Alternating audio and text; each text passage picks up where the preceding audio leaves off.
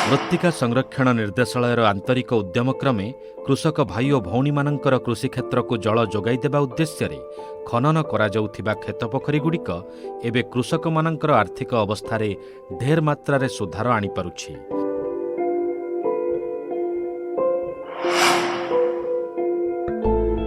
पोखरी गुड़िक खनन हेबा परे कृषक हिताधिकारी माने एई पोखरी को निर्भर करी सुविधारे समन्वित कृषि को विकसित करि पारुछंती। पोखरी हुडारे कदली, अमृतभंडा तथा अन्यान्य पनिपरिबा फसल करी लाभवान होई पारुछंती।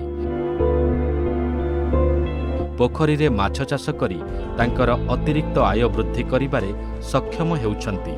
कृषक हिताधिकारी माने तांकर समन्वित कृषि क्षेत्र परिसर रे कुकुड़ा तथा बतक पालन करी निजर अर्थनैतिक अभिवृद्धि घटई पारुछंती।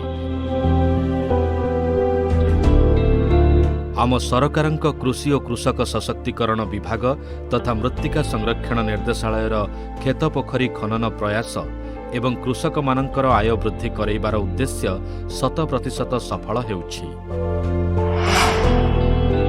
मयूरभंज जिल्लार ठाकुरमुंडा ब्लॉक अंतर्गत जरक ग्राम पंचायतर एई अनग्रसर अंचल खनन होइथिबा खेत पोखरीटिकु उदाहरण स्वरूप उपस्थापन करा जाई पारिबो। खनन होइथिबा एई खेत पोखरीर हिताधिकारी हेउछंती प्रताप चंद्र महांत।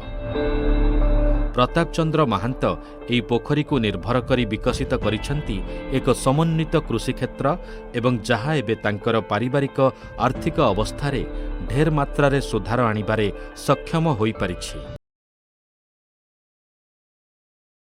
तांकोटु पचारि बुझिबा ए फार्म फंड द्वारा से की बेनिफिट सब पाइछंती। मते वाटर सैटेलाइट सहाय्य करबार म पोखरी खंड करि परिछि। आउ ए पोखरी हुडारे विभिन्न प्रकार चाष करूछे।